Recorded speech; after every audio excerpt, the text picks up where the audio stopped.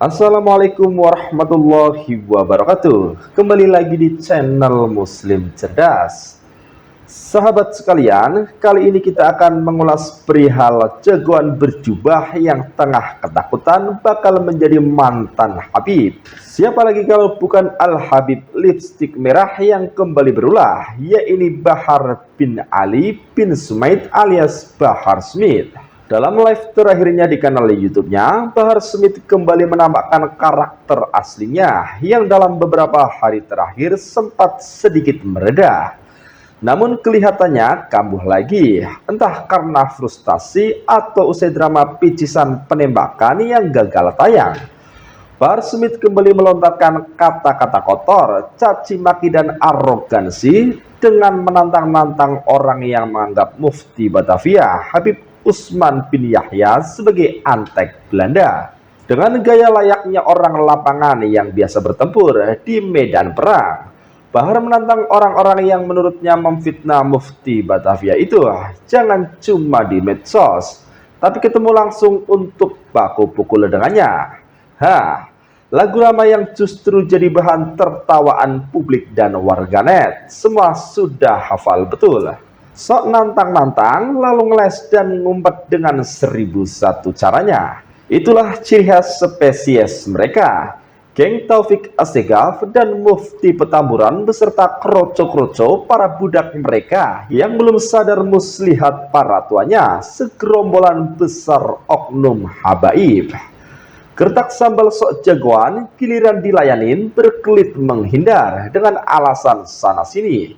Bikin konten sendirilah, dikomentari sendiri, dimaki-maki sendiri, lalu cari kambing hitam yang menuding lawan. Propaganda, indoktrinasi, siwar, tebar fitnah, bikin narasi sesat, framing busuk, dan ragam permainan syarat halusinasi, penyesatan dan pembodohan secara terstruktur, terorganisasi. Senjatanya cuma satu, yaitu mencabut nama suci Nabi Muhammad SAW. Ngaku-ngaku cucu Nabi yang paling absah, menegaskan pihak lain yang mengancam kepentingan mereka sebagai suriah palsu, sambil cari alasan agar tak terbongkar jati diri mereka yang sebenarnya sejak muncul tesis ilmiah tentang tidak adanya ketersambungan nasab mereka, habaib Bani Alawi, kepada Rasulullah Shallallahu Alaihi Wasallam.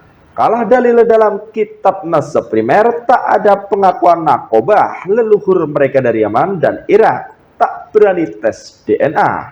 Apa hendak dikata? Cari cara jangan sampai jadi mantan Habib. Kita sudah hafal, jadi jangan harap kita, para kiai, ulama terah wali songo yang sudah terbukti sebagai suriah Nabi yang murni, dan umat muslim khususnya nadiyin di akar rumput akan tertipu dengan tipu muslihat mereka.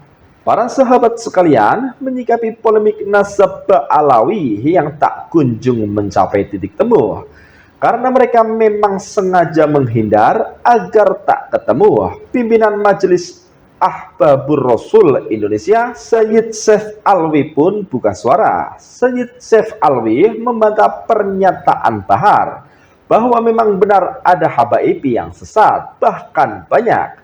Habib yang jadi antek Belanda, yang jadi sahabatnya Belanda, jadi kenil, dan jadi informan Belanda.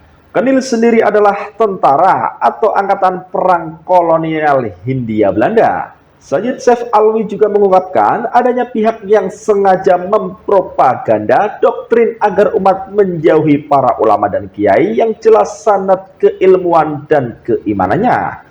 Bahkan di antara para kiai dan ulama, khususnya dari keturunan Wali Songo, banyak yang merupakan zuriah Rasul juga, baik dari jarul laki-laki maupun perempuan. Namun mereka tidak mengaku-ngaku atau menonjolkan nasabnya kepada publik atau umat. Sebelumnya, Saif Alwi juga pernah mengungkapkan alasan kenapa kolonialisme Belanda sanggup bertahan berabad-abad menjajah Indonesia. Dikarenakan banyaknya antek dan para pengkhianat di negeri ini, sementara orang Belanda yang berada di sini sangat sedikit. Para antek dan pengkhianat itulah kekuatan Belanda untuk memberangus perlawanan dan perjuangan sehingga kita kesulitan untuk mengusir penjajah.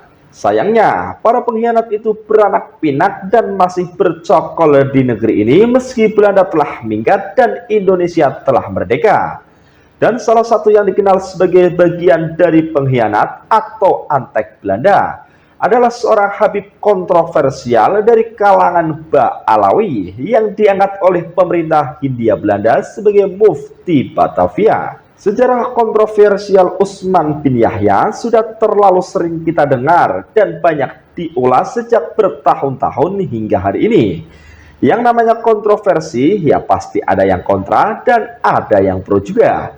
Bagi kita yang berpikir logis, menganggap Mufti Batavia ini sebagai antek Belanda, tentu melihat fakta real sebagaimana diungkap oleh pemerhati sejarah Gus Ali Rahman.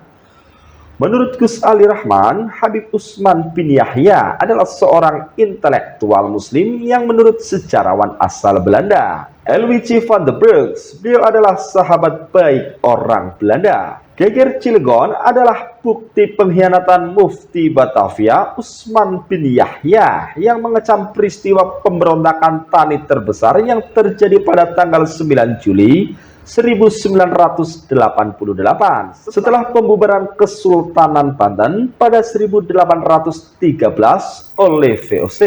Menir Utsman bin Yahya dalam karyanya Minhajul Istiqomah mengatakan, kerusuhan di Cilegon tidak termasuk jihad, bahkan melanggar agama karena selain membahayakan diri sendiri, juga membuat efek negatif kepada yang lain. Menir Utsman menganggap belum terdapat syarat untuk melakukan perang sabil melawan kolonial Belanda. Sekedar mempertajam ingatan sejarah, dikarenakan masifnya represi dari Belanda, banyak keluarga syahid ataupun syarif, Maulana Ma'dum atau panggilan keturunan Nabi Shallallahu Alaihi Wasallam yang menyembunyikan diri walaupun tetap dengan diam-diam menyimpan dan menulis silsilah keluarganya. Ini terjadi di keluarga Kesultanan atau di keturunan Bani Wali Songo.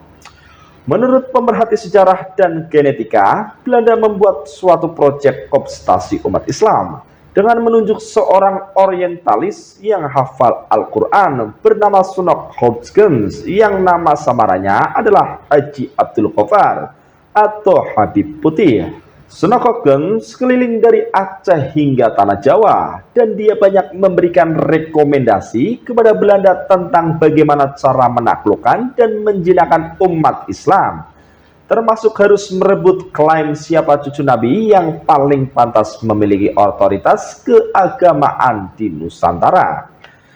Di era tersebut, Utsman bin Yahya membuat sebuah kitab dan berfatwa haram memberontak pada penjajah Belanda, bahkan mendoakan kejayaan bagi Ratu Wilhelmina ketika berulang tahun. Peristiwa itu terjadi di Masjid Pekojan pada 2 September 1898. Nah, di sisi lain, mayoritas klan Ba'alawi yang masih menjadikan fatwa Mufti Batavia Utsman bin Yahya sebagai rujukan utama tentu membela mati-matian dan menampik tudingan beliau sebagai antek Belanda. Terlebih, mereka para keturunan yang masih eksis di negeri ini tentu tak terima atas stigma negatif yang dialamatkan pada datuknya tersebut. Rizik Syihab dan Habib Bocil Mahdi bin Yahya adalah segelintir dari mereka yang paling getol membela Utsman bin Yahya. Wajar, istri Rizik, Syarifah Fadlun adalah cucu dari Utsman bin Yahya. Bahkan belum lama ada oknum Habib yang membuat framing sesat dengan menyamakan Mufti Batavia Utsman bin Yahya dengan pendiri Nahdlatul Ulama, yaitu Hadratus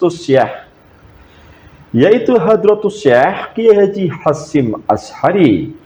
Dalam ceramahnya, Habib itu menyinggung soal sikap Hadratus Syekh Kiai Haji Hasyim Asy'ari yang melarang rakyat pribumi untuk memberontak penjajah Belanda dan Jepang di masanya.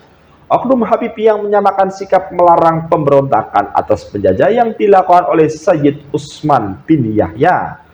Framing ini pun langsung disamber oleh Habib Bocil Mahdi bin Yahya yang bahkan membanggakan datuknya sebagai seorang mufti yang lebih alim dan lebih paham dari Hadratus Syekh Kiai Haji Hashim Asy'ari. Mendapat pujian dari warganet, Habib Bocil Mahdi memang segera mengklarifikasi dan memohon maaf atas pernyataannya tersebut. Namun, esensinya tetap saja tak berubah karena dia masih menuding ada kambing hitam yang sengaja memframing pernyataannya tersebut. Ya biasalah, itulah didikan dari Mufti Petamburan dan Big Boss Robitoh Alawiyah selalu benar. Selain kelompok mereka, iblis setan atau dajjal yang salah dan jadi kambing hitam. Ya, karena mereka merasa sebagai ahlul bait yang maksum, terjaga dari dosa dan tak tersentuh dari api neraka. Lihat saja dalil itu yang selalu dimunculkan oleh mayoritas Habib di mimbar-mimbar khutbah maupun di kanal-kanal YouTube-nya.